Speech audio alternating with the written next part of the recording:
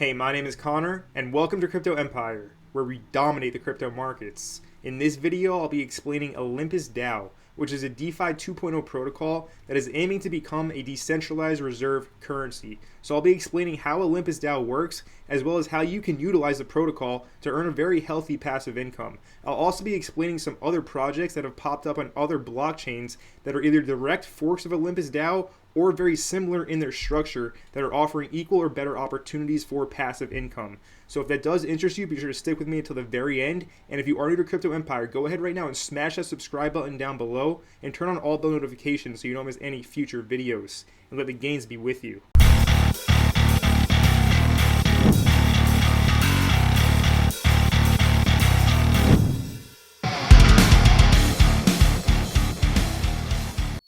So to start off this video, before we get into talking about DeFi 2.0, OlympusDAO, as well as all of its other forks out there, let's take a look at the overall market cap because we just experienced a major market correction.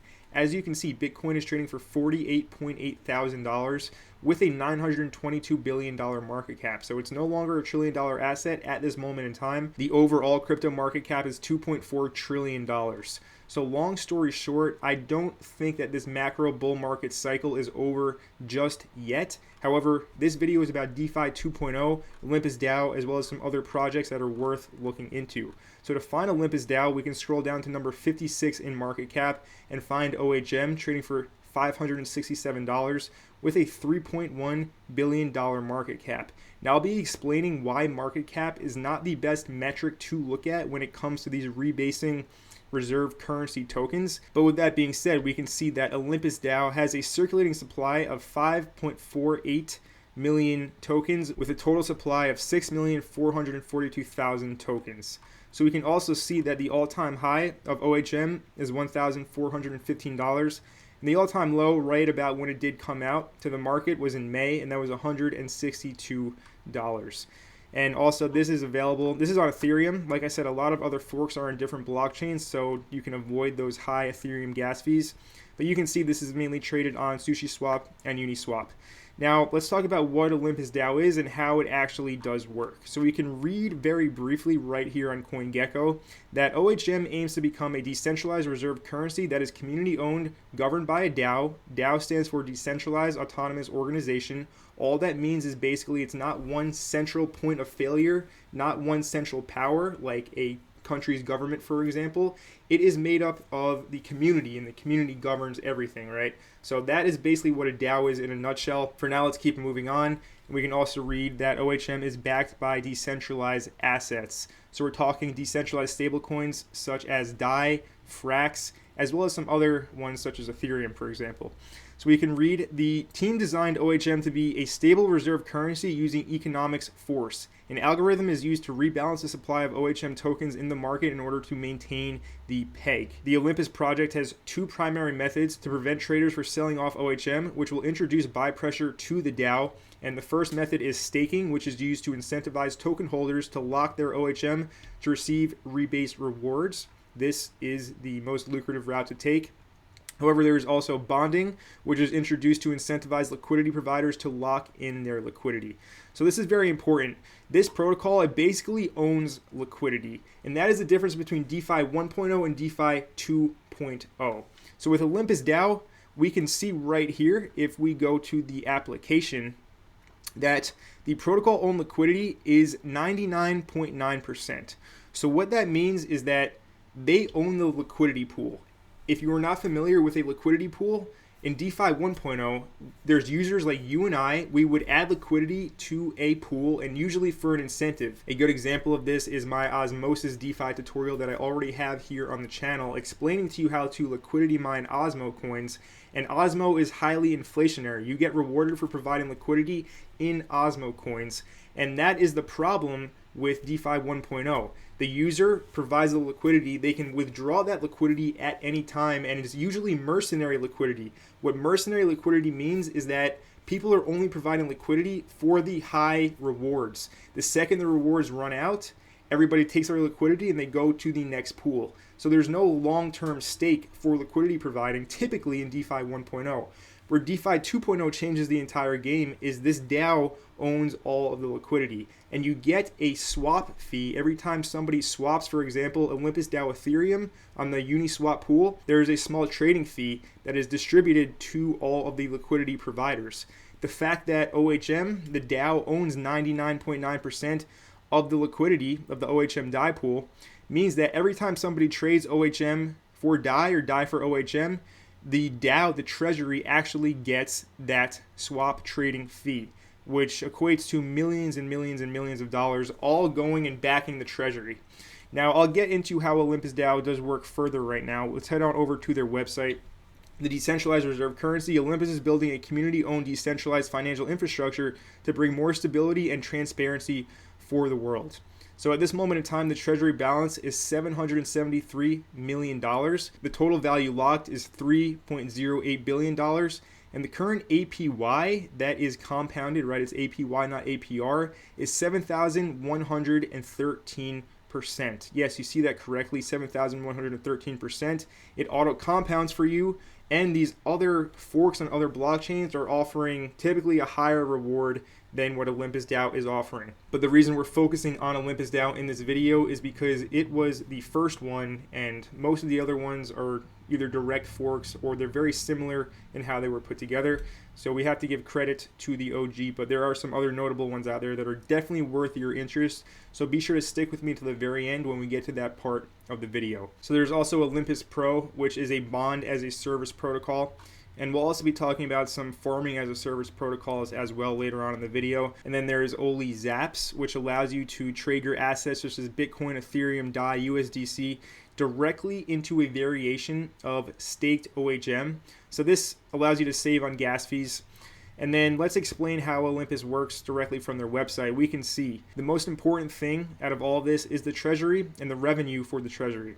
So bonds and liquidity provider fees. Bond sales. How bond sales work, basically, we can go over here to the Olympus DAO website. We can click on the bond tab right here. And we can see that if we want to buy OHM, we would actually get that OHM at a discount. And this allows the treasury to grow. And the treasury has the ability to mint one OHM token for one DAI, which is $1. And then it goes ahead and it sells that one OHM, which it just minted for one DAI, for an Ethereum, a wrapped Ethereum. So they make the profit on that, and this allows the value of the treasury to grow. And as you can see right here, you can also use liquidity provider tokens that you would get from Uniswap or SushiSwap. So you can use OHM Frax liquidity provider tokens, you can use wrapped Ethereum, DAI, CVX, you can use OHM wrapped ETH liquidity provider tokens, or Frax, which is another stablecoin, decentralized stablecoin. So you have these options. Basically, you go ahead and you use these assets to buy OHM. Right here, you bond it, and then you wait for the bond to mature, which is 5 days.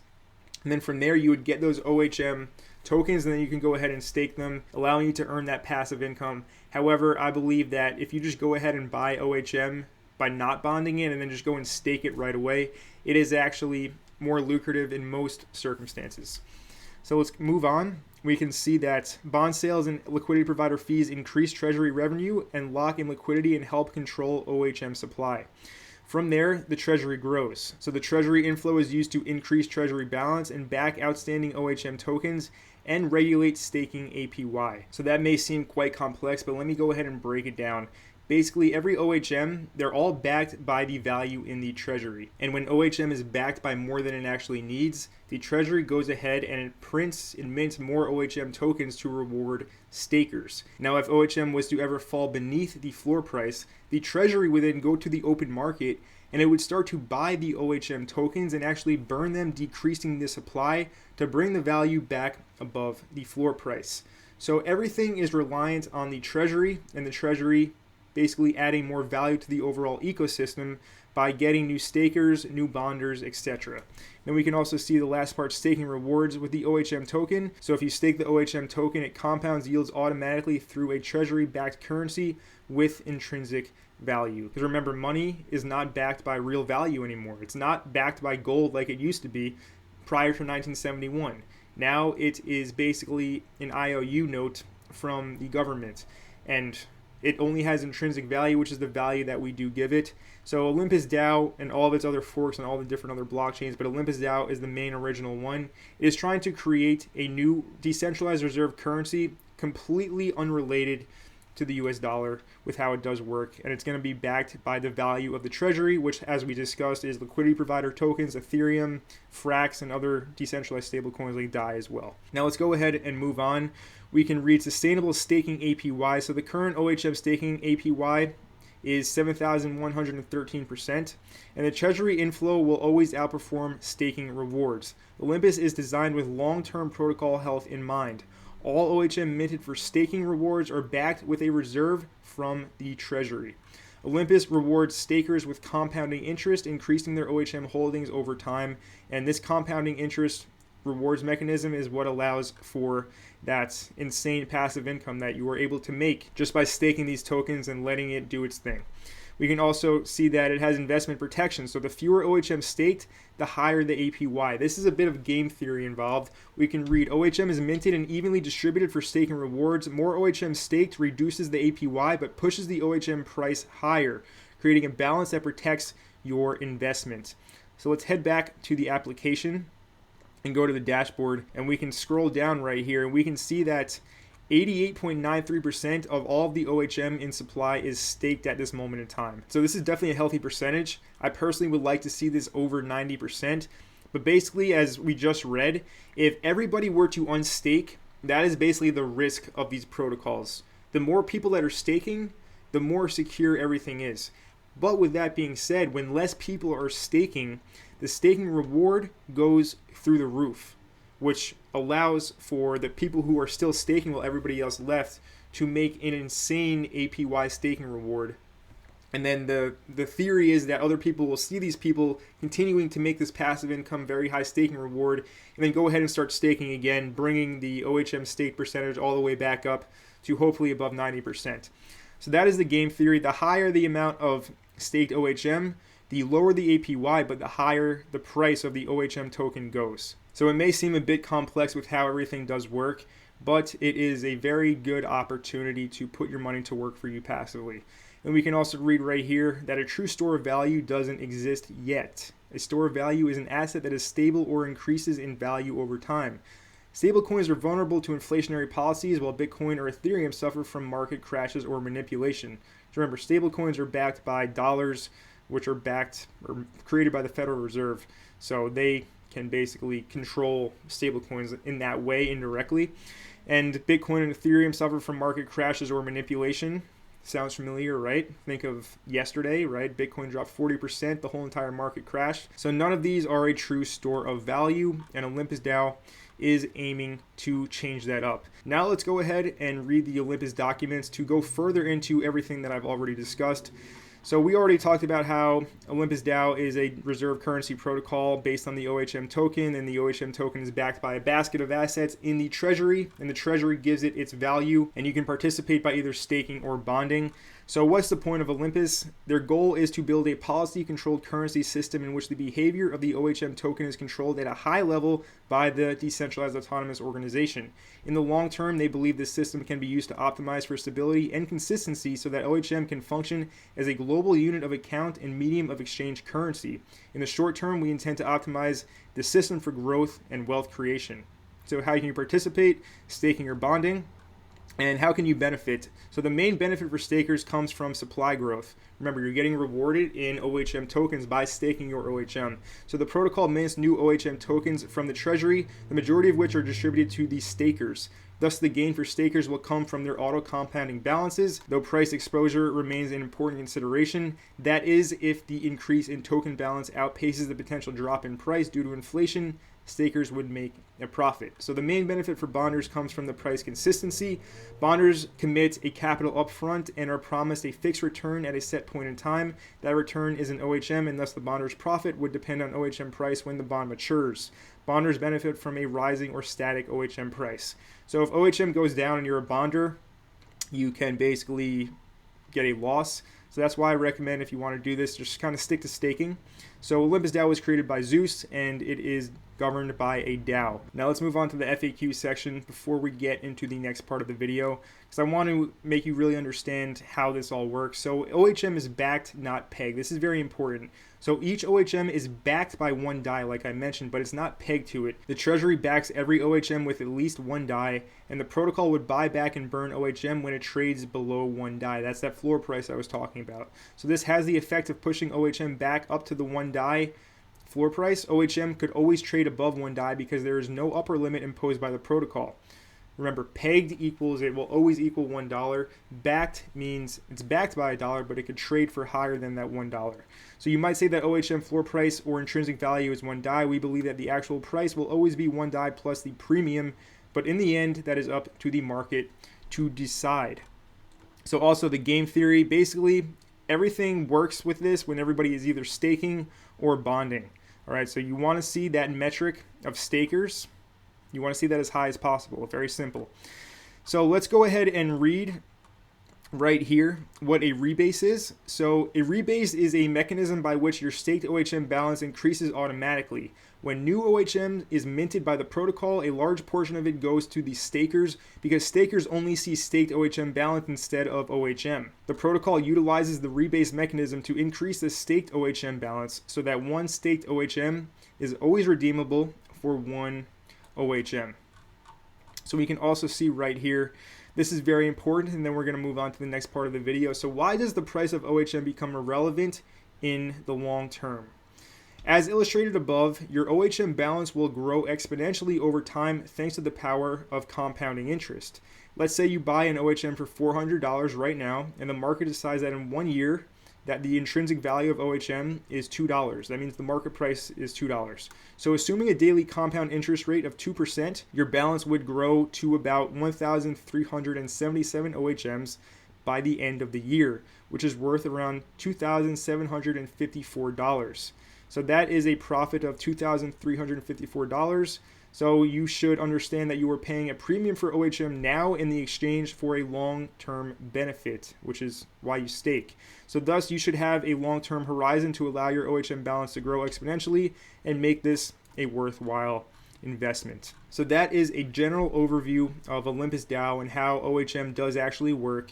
Go ahead, follow them on Twitter for all of their recent updates. They recently introduced the staked OHM as well as the GOHM, which is their governance token, and this allows you to bridge to other chains with the Synapse bridge, so you don't have to pay those high Ethereum gas fees if you want to provide liquidity for GOHM. And now the main fork that I'm sure everybody is aware of OHM is Wonderland Time, and this is on the Avalanche blockchain, and Time was created by Daniel Sesta. He originally forked OHM, and he's been building it out, growing a massive community behind Wonderland Time. We can see right here, he retweeted this 4 hours ago. So very few forks grow beyond the original project. In this case, the original project is Olympus DAO. I feel like Wonderland is one of them. In a much smaller time period, Wonderland Time has managed to build a bigger treasury with a smaller market cap than Olympus DAO. So I'm not an expert in omonomics, but that sounds like a good thing. So basically, there's kind of a lot of tension within the communities of Olympus DAO and Wonderland Time. Basically, from my understanding as an outsider looking in, is that Wonderland is growing at a much faster rate than Olympus DAO, which to me, it makes sense because people don't want to pay Ethereum gas fees. So they're going to go where they don't have to pay those Ethereum gas fees. And the main option is Avalanche and Wonderland Time. So I will be making a tutorial on how to use Wonderland Time. Be sure to subscribe to the channel if you're not already subscribed to catch that video. It will be coming out very soon. Now, I want to get into some of the other projects on other blockchains that I am interested in that are either direct forks of Olympus DAO OHM, or they're building out their own protocol, their own code based off of the original Olympus DAO. The first one that I'm highly anticipating is TREZOR. This will be built on the Terra blockchain, of course, Terra Luna. Luna, guys, it is absolutely dominating the market. I predicted top 10 for Luna. I think it's going to be number 3 in market cap. So this video is not about Luna, but I am looking forward to TREZOR. Go ahead and join their Discord. I will leave my Discord link down in the description below. And if you join through my link, it actually helps me out. I believe get a whitelist spot. So I would appreciate it if you did want to join the Discord, if you did it through my link. Nonetheless, I am looking forward to Reserve. This is not a fork of Olympus DAO. They are building it from the ground up, and it will offer similar opportunities to how all these other rebasing tokens do actually work. And you can see I made a little bit of a watch list when it comes to some of the top forks of Olympus DAO. So we have OHM number 1, Wonderland Time. On the Polygon Matic blockchain, there is KlimaDAO, and KlimaDAO actually utilizes carbon credits for their treasury. So as we know, we're entering into a time where you're going to have to be carbon neutral. So the government basically sells carbon credits to large corporations, and this is a cap on the amount of carbon they can produce. So if a corporation produces less carbon, that means they can go ahead to the open market and sell their leftover carbon credits to corporations that go over their carbon limit, right? So they sell their extra carbon credits. Basically what KlimaDAO is doing is they're using these carbon credits as the main backing of their treasury, and you can stake with a very high APY as well. Another one, Euphoria, we're all going to make it, ticker symbol WAGMI. That is on the Harmony blockchain. Also Spartacus is on the Phantom network. And then also notably we have Gyro as well on the Binance Smart Chain Rome, which is on Moonriver on Kusama. Then there's cross-chain capital and multi-chain capital. These are a little bit different in how they do actually work. There's Jade Protocol on the Binance Smart Chain. I just actually heard about this one. I'm not sure how trustworthy it is, but I know people are making a very high APY on it. And there's also Hector DAO, which is again on the Phantom network. So the main ones, if you're just getting into this and you don't want to pay the Ethereum gas fees, I would look at Wonderland Time and Euphoria on Harmony. So Olympus DAO, all of its forks and similar projects are DeFi 2.0 protocols, which means that the protocol actually owns the liquidity over DeFi 1.0 protocols, where individual users provide that liquidity, and of course they can withdraw it at any time. They're basically mercenary liquidity providers, right? They go where they can make the most money as quickly as possible. And the problem with DeFi 1.0 is that there's very high inflation, which causes a lot of selling pressure for the token being distributed as a reward for liquidity providing. So Olympus DAO completely changed the game. It was the original one. However, Wonderland Time is growing in popularity at a much quicker rate than Olympus DAO because it is offering the same incentives, a higher APY actually, but a very low gas fee blockchain as well. So I hope that you did enjoy this video about Olympus DAO, how it does actually work, as well as how you can actually benefit from utilizing the protocol, as well as going over some of the main forks and other projects that I am looking into on other chains that are very similar to OHM. Stay tuned for my next video where I will show you how to use Wonderland Time. And if you did enjoy this video, make sure you let me know by leaving a like and a comment down below. And if you are new to Crypto Empire, go ahead right now and smash that subscribe button down below and turn on all bell notifications so you don't miss any future videos. And my name is Connor from Crypto Empire, and I will see you in the next video.